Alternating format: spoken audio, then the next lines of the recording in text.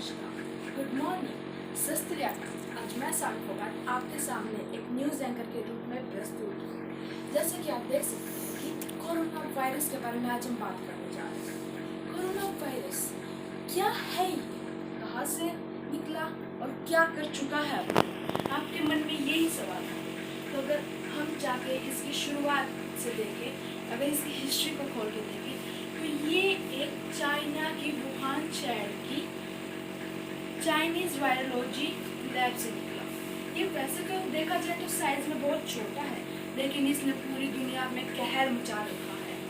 अगर एग्जाम्पल लिए अमेरिका का, तो अमेरिका जो हर देश को बॉम्ब से उड़ाने की धमकी देती, वो भी इस वायरस से हिल चुकी है। एक छोटे से वायरस साइज में जो छोटा सा वायरस होता है, वो अमेरिका में 50,000 से ज़्यादा लोगों की मौत ले चुका है, और वो भारत में भी अपनी दस्तक दे चुका है। और देखा जाए तो इस पूरी दुनिया में 30 लाख से ज़्यादा लोग संक्रमित हो चुके हैं और कम से कम 2 लाख मृत्यु हो चुकी है। अगर इसको हम ध्यान से देखें तो इसका ओरिजिन चाइनीज के द्वारा एक छोटे से चमगादड़ के रूप में बताया गया कि एक छोटे से चमगादड़ से वायरस पूरी दुनिया में फैला। लेकिन अभी इस पर टेस्ट हो रहे हैं। अभी कुछ नहीं पता कि ये बनाया गया है, ये कोई साजिश थी, या फिर ये चमगादड़ों से ही फैला। इसकी एक बहुत लंबी चेन है जो एनिमल से ह्यूमन, ह्यूमन से एनिमल तक जाती है। देखो आप यहाँ तक कि अगर आपकी कोरोना है तो आपके पेट्स को भी कोरोना होने की संभावना है। तो कैसे पता चलेगी कोरोना है? तो इसकी कुछ लक्षण जैसे खांसी, छींक या फिर जुकाम, या फिर बुखार,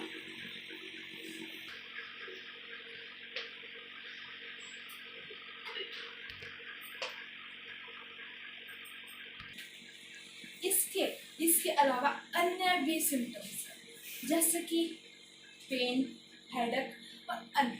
ऐसा लगता है कि ये कोई आम बीमारी या फिर आम खांसी जुकाम है, लेकिन क्या पता अगर आप डॉक्टर के पास जाओ और आपका टेस्ट कोविड पॉजिटिव मिलेगा तो क्या होगा।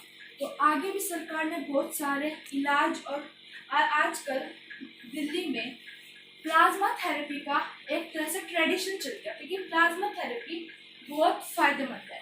प्लाज्मा थेरेपी के अंदर जो कोई भी पर्सन जो कोरोना वायरस से ठीक हो चुका है, उसका ब्लड लेके इन्फेक्टेड पर्सन के अंदर डाल के जो कोविड-19 के उसमें आ चुका है, उससे उसको ठीक किया जा सकता है।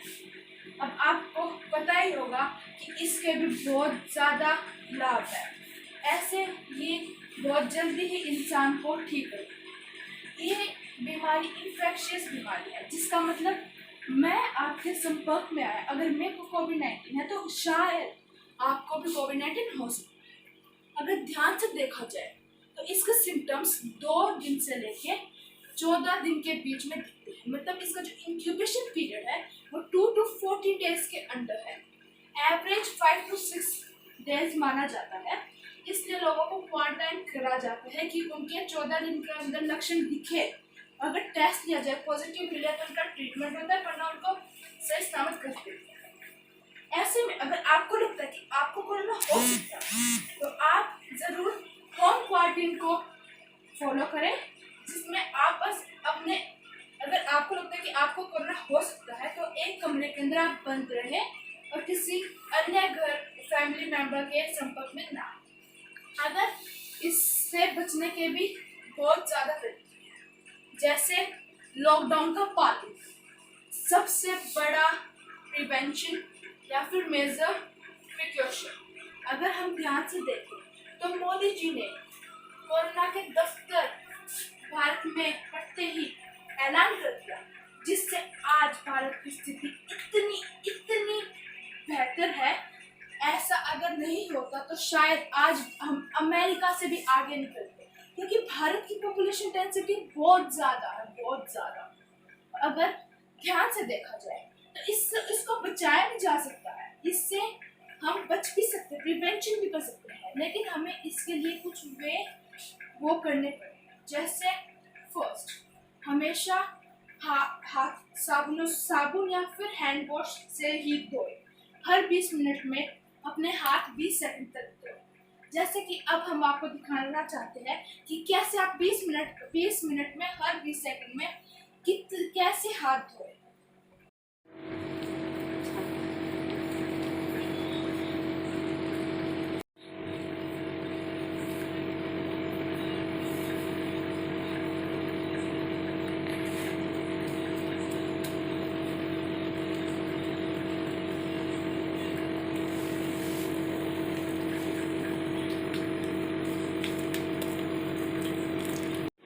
जैसे कि आपने अभी देखा, जो हमने आपको 20 सेकंड का डेमोस्ट्रेशन दिया, आपको रोज हर 20 मिनट बाद अपने हाथ धोने चाहिए, क्योंकि 20 मिनट के अंदर कम से कम हमारे हाथ 20 जगह पे लगते हैं। जैसे टेबल पे, फैन की स्विच पे, एसी पे, अलमारी पे, या फिर कॉमनली गेट के नोब्स पे।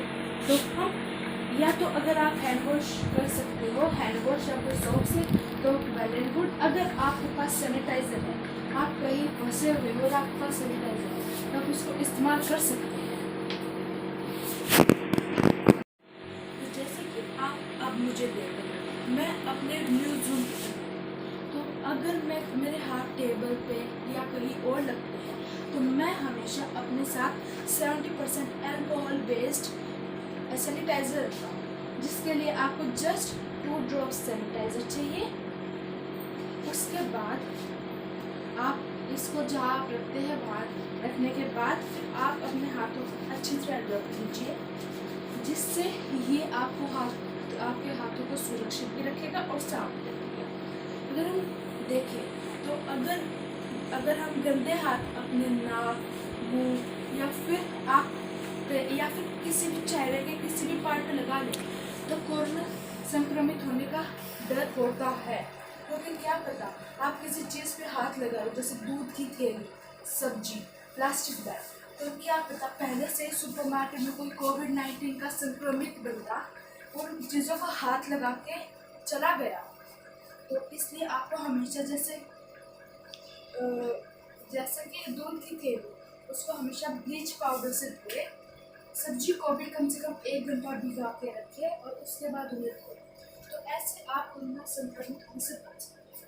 इसके और भी प्रिवेंशन और प्रिकॉशंस हैं, जैसे कि आप किसी के संपर्क में आए तो हमेशा नमस्कार करें।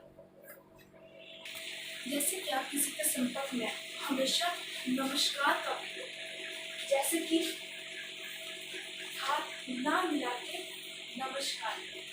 इससे ये हमारी भारतीय परंपरा है, जो आप आज ट्रम्प भी किसी से मिलता है तो हमेशा नमस्कार करता है। ये क्या है, हमारे भारतीय संस्कृति। इससे ये भी पता चलता है कि कोविड-19 के द्वारा भारतीय संस्कृति भी फैल रही है पूरी विश्व में। और ध्यान से देखा जाए तो ये जो कोरोना वायरस है, वो एक दुनिया के लिए एंटीवायरस है। जैसे कि गंगा के लिए प्लान्स बनाते हैं कि इससे इतना करोड़ रुपए बजट रखेंगे, इतना साफ रखेंगे, इतना सफाई कर्मचारी को देंगे, ऐसे फैक्ट्रीज को बंद करवाएंगे और ऐसे। और यमुना दिखती भी नहीं है दिल्ली के अंदर, लेकिन आज अगर आप वहाँ जाकर देखें तो आप कहोगे यहाँ कभी पहले नदी भी थी। इतना साफ पानी, क्योंकि अब ना तो फैक्ट्रीज चल रही, ना व्हीकल्स चल रहा है। इससे air pollution, soil pollution and water pollution बहुत हद तक कम हो चुका है। अगर नासा ने एक पोस्ट डाली थी कि दिल्ली का पोल्यूशन 20 साल पीछे चला गया। चाहे कोरोना के कारण हम सब अपने कमरे के अंदर लॉकडाउन, लेकिन ये दुनिया के लिए बहुत अच्छी बात है। अगर इंसान इसको पोल्यूशन से पोल्यूट ना करते तो शायद आज कोरोना वायरस जैसी नौबत आती। अगर आप ऐसे सोचो कि लॉकडाउन में आप घर के अंदर बंद हो जाएंगे, तो ऐसा ना सोचें, क्योंकि आप इससे घर में बैठ के अपने पेरेंट्स को या फिर पेरेंट्स अपने बच्चों को बहुत ज़्यादा टाइम दे सकते हैं। वो अपने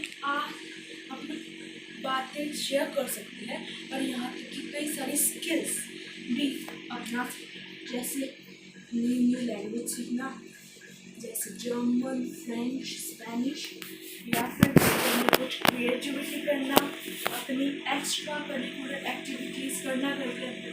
और अब तो स्टूडेंट्स भी ई एजुकेशन और ई एक्टिविटीज़ करने लग गए हैं, तो वो तो आपके लिए बहुत अच्छा है। और अगर बात करें तो अब हम चलते हैं अपने न्यूज़ रूम से बाहर, देखते हैं कि बाहर की दुनिया में क्या हो रहा है। जैसे कि आप देख सकते हैं कि मैं भी मास्क लगाया हूँ। मास्क बहुत इम्पोर्टेंट है कोरोना वायरस से बचने के लिए। तो अब आप देख सकते हैं कि हम बाहर आ चुके हैं। तो आप देख सकते हैं जैसे कि आप देख सकते हैं कि ये इंसान भी मास्क लगाया है। ये क्या बताता है कि आज भी लोगों में अभी भी अवेयरनेस है। कुछ बंदे हैं जैसे जमात थी, तो क्या करते हैं, कोरोना वायरस को फैलाना चाहते हैं। मैं ऐसे नहीं कह रहा कि सारे मुसलमान, लेकिन कुछ ऐसे चुनिंदा है जो इसको फैलाना चाहते हैं। और ऐसे पाकिस्तान, अफगानिस्तान में भी हो चुका है।